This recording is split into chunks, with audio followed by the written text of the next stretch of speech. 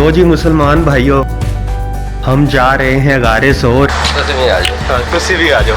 ਇਹ ਜਵੇਦ ਭਾਈ ਨੇ, ਇਹ ਸਾਡੇ ਪਿੰਡ ਦੇ ਹੀ ਨੇ, ਹਰਮ ਪਾਕ ਦੀ ਮੈਨੇਜਮੈਂਟ ਵਿੱਚ ਨੇ। ਇਹ ਹੁਣ ਸਾਨੂੰ ਲੈ ਕੇ ਜਾ ਰਹੇ ਨੇ ਗਾਰੇ ਸੋਰ।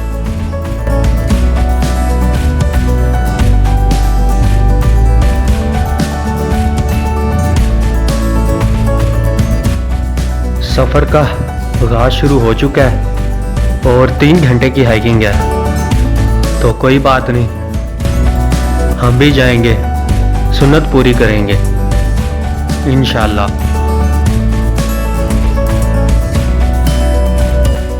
कोई मसले की बात ही नहीं है, जस्ट सिर्फ 5000 फीट की बुलंदी पे है, कोई मसला नहीं।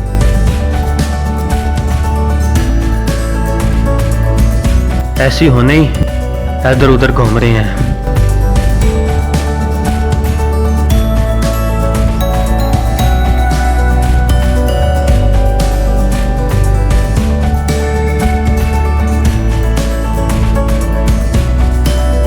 आधा सफ़र तय हो चुका है, बल्कि आधा नहीं 40% अभी हमने फासला तय किया है और बहुत ही खूबसूरत मंजर है यहाँ आप देख सकते हैं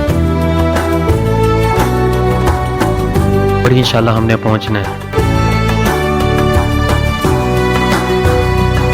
शुक्र है सूरज नज़र आया। अब इतनी सी रेस्ट तो बनती है, थोड़ी सी एनर्जी तो मिलनी ही चाहिए। जैसे ही मैं इस गारे सोर के पास पहुंच गया हूँ, बस थोड़ा सा ही फासला रह गया तो अचानक कहीं आई है, जैसे कि ना टांगे मेरी है ही नहीं ऐसा। पता नहीं मैं कितनी ज़्यादा देर रेस्ट करके आ रहा हूँ। पहले जब आधे रास्ते पे आ रहा था तब मेरी टांगे वाकई दर्द कर रही, लेकिन यहाँ पे अचानक यहाँ पास आया हूँ तो ऐसे महसूस हो रहा है जैसे टकोर हो रही है टांगों की। ये अल्लाह ताला का अजूबा है और मुकद्दस मुकामात की निशानी है ये, और ये इस मुकद्दस मुकाम की निशानदेही करता है कि वाकई बरकत वाली जगह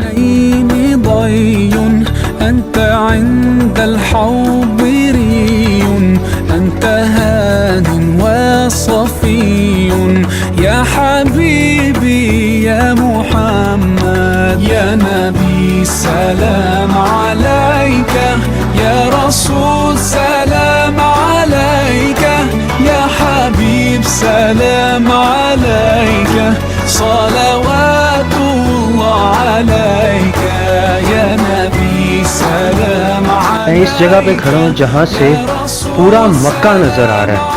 इतना खूबसूरत सीन है यहाँ के बयान नहीं कर सकता। इनक्रेडिबल।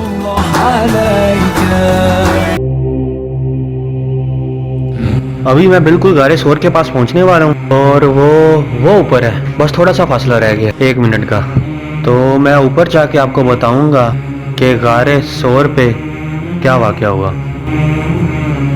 चलें चलते हैं, मिलते हैं आपको वहाँ। मैं इस चीज़ को वाकई फील कर रहा हूँ कि मुझे पता नहीं चल रहा, जैसे मेरी बॉडी ना बहुत ही लाइट वेट है, जैसे मेरी टांगों का वजन ही नहीं।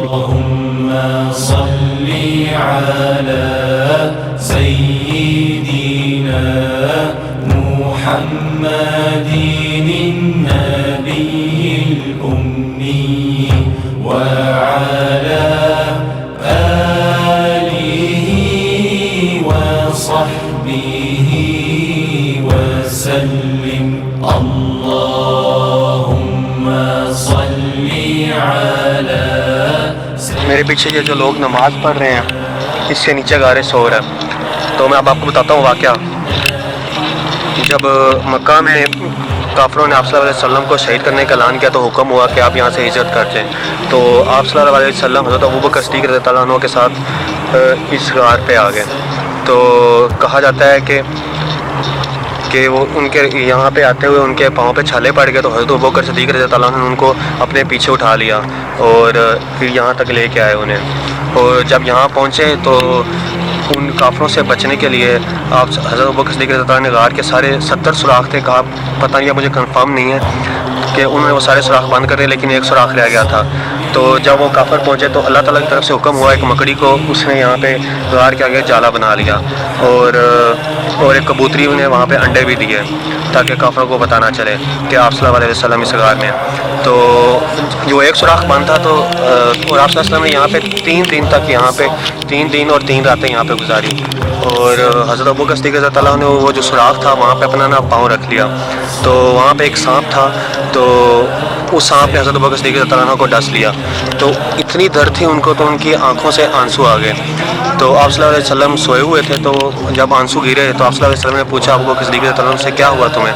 तो उन्होंने कहा कुछ भी नहीं हुआ, मैं ठीक हूँ। तो लेकिन आप सल्लल्लाहु अलैहि वसल्लम अल्लाह के आखिरी रसूल हैं, उनको तो पता चल गया कि सांप ने डस लिया। जब उन्होंने देखा कि उनका पाँव जहर से भरा हुआ था, और तो फिर आप सल्लल्लाहु अलैहि वसल्लम ने सांप से पूछा कि तुम्हें पता नहीं कि ये कौन है?